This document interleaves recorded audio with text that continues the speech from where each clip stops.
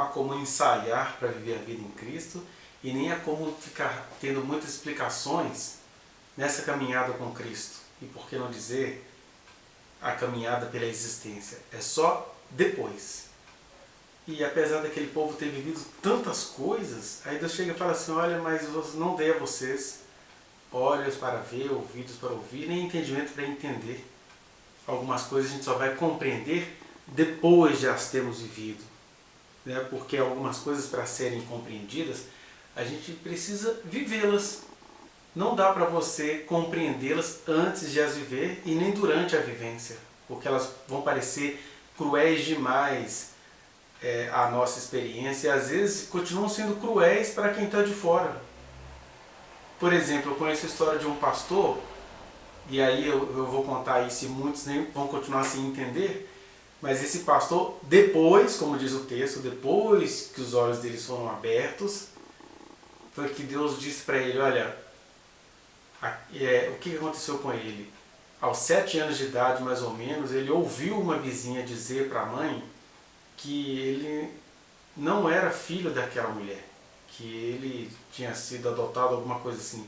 E aí, nos seus 7 anos de idade, sem ele entender se aquilo era verdade ou não, ele enlouqueceu. Teve muitos problemas, foi tratado por muitas clínicas psiquiátricas, um monte de coisa, até que, quando chegou a determinada idade, acho que foi com 25 anos de idade, Deus falou com ele, olha, isso tudo que eu fiz você viver até agora foi para te preparar para algo. Então, a partir de hoje, toda loucura saiu do seu ser e agora eu vou te colocar diante de pessoas com problemas seríssimos. É um pastor aqui de Belo Horizonte e ele atende pessoas de formas as mais bizarras, mas ele só consegue atendê-las porque ele passou por essa experiência na qual elas estão inseridas, né? Ou seja, para quem está ouvindo isso é um absurdo. Mas esse pastor entendeu isso tudo porque hoje ele não vive nada disso, ele foi totalmente curado dessa loucura e ele consegue ter empatia pelos loucos, digamos assim, né? Mas ele só entendeu isso depois de ter passado por todo o processo. Se isso fosse dito para ele no meio do processo, isso ia gerar problemas sérios em quem ouvisse essa mensagem. Eu me lembro neste momento, por exemplo, de uma história muito específica do meio cristão, que é a do Dinho, o vocalista da banda Mamonas Assassinas. Olha só como que quem está de fora nunca consegue entender. Primeiro que a própria mãe do Dinho virou uma mulher que tem um testemunho, que ela vai dando um testemunho falando que Deus vai livrar o filho dela de um monte de coisa. E o que aconteceu na prática é que os Mamonas Assassinas caíram de um avião em 2006 e tudo aquilo ali se acabou. 2006 não, em 1996, né? No auge do sucesso acabou. Aí você tem um pregador igual o Marco Feliciano que fala que aquilo foi a ira de Deus, mas o que se sabe, aí você não precisa crer em nada dessas coisas, mas quem tem andado nessa caminhada aqui de Deuteronômio sabe que Deus fala às pessoas, especificamente as menos prováveis, como a mãe do Dinho. Deus falava com ela que iria dar um livramento a ela, à vida dela, ao filho dela, que a história dele ia ficar conhecida. E aí o que acontece? Aquele menino que havia crescido na igreja, digamos assim, que tinha valores cristãos, de repente por uma frustração pessoal, por alguma coisa pessoal muito mal trabalhada, uma amargura pessoal, ele cria a banda Mamonas Assassinas, que no geral era uma banda muito popular, muito engraçada, né? Um ano antes da minha primeira filha nascer foi que eles morreram. Tinha um rock muito bem tocado e muitos gracejos e muitas imitações. Mas é aquela história. O Dinho parece-me que não foi chamado para aquilo. Ele tinha um outro chamado, uma outra vocação para a qual ele não conseguiu se dedicar. Então a gente entende que Deus carinhosamente o retirou da existência. E não apenas o retirou, como teve que retirar toda a banda, porque senão eles iriam ficar conhecidos por uma coisa que não dá. E aí Deus tem esses livramentos absurdos de tirar as pessoas da existência e livrá-las na eternidade. Esse foi o grande livramento na vida do Dinho, que a gente lê como misericórdia. Mas que os evangélicos, ou pregadores como Marco Feliciano, lê como juízo de Deus. Ah, zombou de Deus, Deus tirou. Não. Deus teve muita misericórdia do Dinho e de todos os seus amigos. e aquele projeto teve de ser abortado, porque antes um projeto abortado do que a vida deles toda a estas horas ser uma vida apodrecida. Estamos nos referindo a uma situação onde Deus tinha um propósito específico com uma pessoa que não conseguiu abraçar esse propósito. É como se fosse a história de Israel num nível micro. Teve de passar por um pequeno aborto. Né? E como é que você explica isso? Eu explicando aqui, já vou trazer inúmeros debates nos corações de quem vier a ver este vídeo, mas o fato é esse, olha. Há coisas que só não são compreensíveis ou não são compreendidas depois de as termos vivido, nunca antes e nunca durante. Né? Por isso que a nossa caminhada com Deus se trata, na verdade, de a gente andar olhando para Ele, andar em comunhão com Ele, andar confiando nele, porque Ele sabe o que é melhor para nós, ainda que mesmo assim a gente faça interpretações ridículas do grande favor que Ele nos fez. Quando Ele vai falar uma série de coisas, que alguém fala assim, ah, Deus estava tramando com Israel, o que Deus está querendo com isso? Ele fala assim, as coisas encobertas pertencem ao Senhor nosso Deus. Porém as reveladas nos pertencem a nós e a nossos filhos para sempre, para que cumpramos todas as palavras desta lei. É Moisés falando com um povo específico, mas nós podemos tirar isso para a nossa vida particular. Que em meio a essas coisas que a gente só vai entender depois de as termos vivenciado, Jesus falava isso com os discípulos, né? Olha, o que eu faço agora não compreende agora. Vocês vão compreender depois. Eu preciso fazer.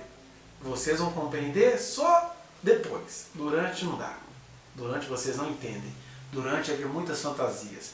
Durante eles achavam que Jesus ia tomar Jerusalém, quiçá Roma. E Jesus está dizendo, meu reino não é deste mundo, eles não entendiam nada. Ó nécios e tardos de coração para entender todas as coisas que estão escritas na Bíblia. Aí na hora que ele pega o pão para agradecer, é que os olhos são abertos. Mas os olhos não seriam abertos se eles não tivessem passado por essa experiência. Um paralítico deitado há 39 anos no leito não entenderia o valor de uma cura se ele não tivesse passado os 39 anos. E cada um de nós também não conseguimos compreender muitas facetas da graça do Senhor, porque nós só vamos compreendê-las após passarmos pelas agruras da existência. E isso não é um projeto de Deus contra nós. Isto é a nossa incapacidade de compreender todo o processo no qual estamos inseridos. Por isso que aqui nós temos duas verdades. Primeiro, as coisas encobertas pertencem ao Senhor. Do que ele estava falando aqui, olha, o que eu estou encobrindo de vocês pertence a mim, por isso que vocês precisam confiar em mim, que eu sou amor. Eu jamais tramaria contra vocês. Mas eu sei que vocês precisam passar por situações que a moral de vocês não daria conta de entender apenas pela via da explicação. Né? Segundo, existem coisas que pertencem a nós. Né? Então, nós não sabemos do que se trata essas coisas encobertas. A gente não sabe do que se trata. Agora, a gente sabe como agir quando as coisas encobertas se revelarem para nós de maneira estranha. Aqui ele fala de algumas coisas, olha, vocês vão passar por situações onde vocês vão se flagrar povo nulo, vão se flagrar escravo dos deuses que vocês cismam em cultivar no coração de vocês. Mas quando essas coisas acontecerem e vocês clamarem a mim, conforme diz o versículo 1 e 2 do capítulo 30, ele diz assim, quando acontecer essas coisas encobertas, vocês acharem tudo esquisito, ou seja, eu não tenho obrigação de saber de nada, mas também não tenho obrigação de achar que todo o mal é Deus tramando contra mim.